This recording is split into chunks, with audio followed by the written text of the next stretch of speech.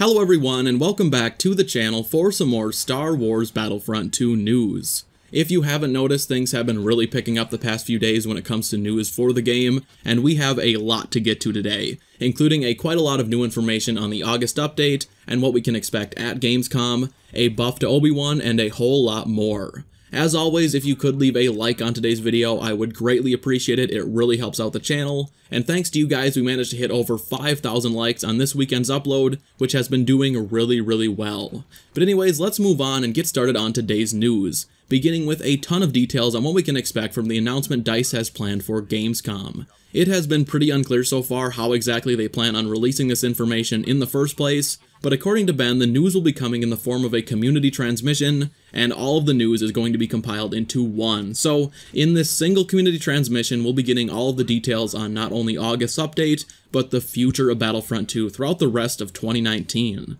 Like most people, I originally assumed Battlefront 2 was actually going to be holding some type of panel similar to EA Play, just to announce all of the new content for the game, but according to Ben, they are just releasing a CT during Gamescom, which takes place starting the 20th of August, which is a Tuesday. Learning that the news will be released in the form of a community transmission was a little concerning at first, but when Ben was asked how much we should expect in this CT, Ben said to think of the EA Play community transmission, and as most of you remember, that was the transmission and event that revealed not only Geonosis, but Grievous, Obi-Wan, Dooku, and Anakin, so there's clearly something big coming. He also went on to say that the new community transmission is comparable to the EA Play transmission, further cementing that this is a big announcement. Ben also said something semi-cryptic on Monday, saying, "Remember the prophecy, it should be fulfilled at Gamescom." This is, of course, referring to a few months back, when Ben was saying he couldn't wait to show us the blank and the blank. It was later revealed the first blank was the ARC Troopers, but when Ben was asked if droidicas were the second blank he referenced, Ben said no, the prophecy still hasn't been fulfilled, and now he's saying this so-called prophecy will be fulfilled at Gamescom this year, which means the second blank is more than likely another reinforcement, and most people are thinking clone commandos fit the bill perfectly, as the devs have teased them many times going almost a year back. If I were to take a guess at what is coming, clone commandos are going to be revealed as the main part of the August update.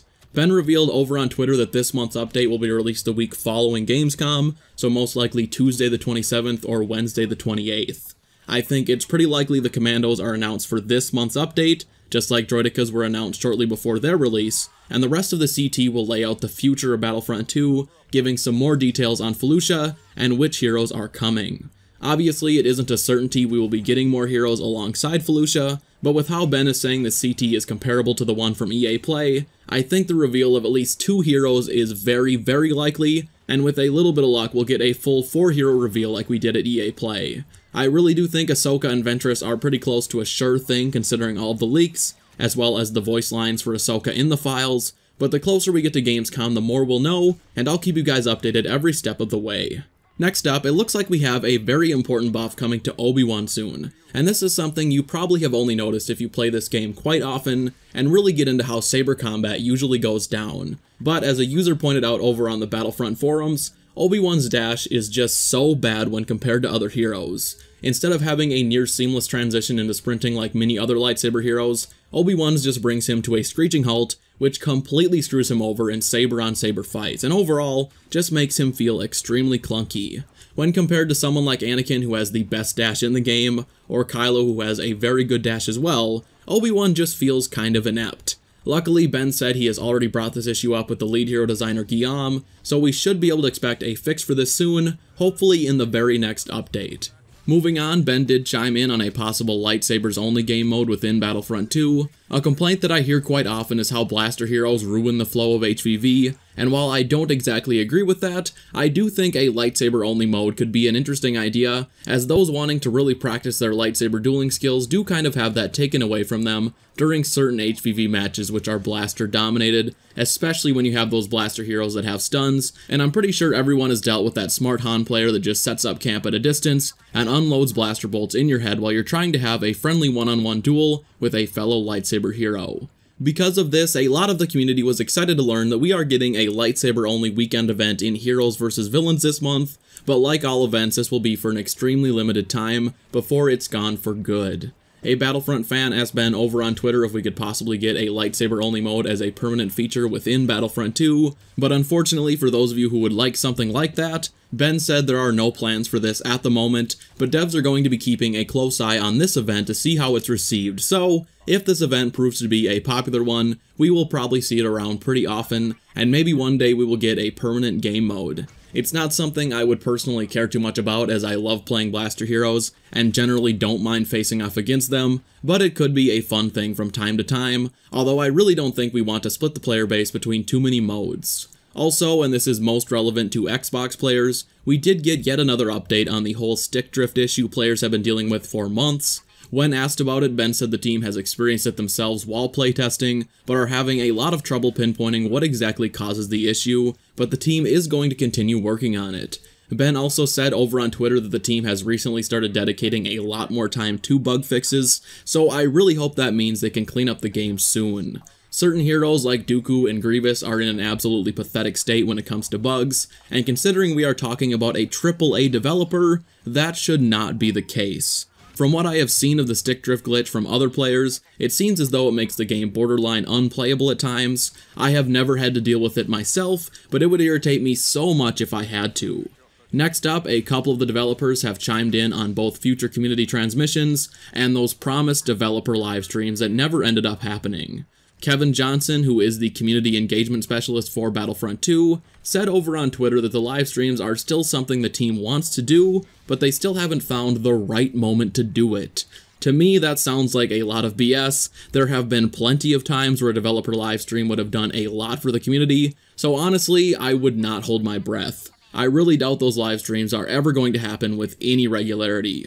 Ben also chimed in on possible future transmissions like the one received last month. If you missed that one, it's not surprising. Pretty much no one covered it because it was just a lot of fluff. Literally no news at all. Instead, it just discussed how the developers worked on the visual effects in Battlefront 2. However, Ben said he does want to do more behind-the-scenes type community transmissions like that one in the future, so we may get even more. Personally, I would rather that time be spent elsewhere on the game, but hey, some people did enjoy the visual effects community transmission. Also, and this is just for clarification more than anything else, a lot of people have been going pretty crazy over something the devs revealed last month.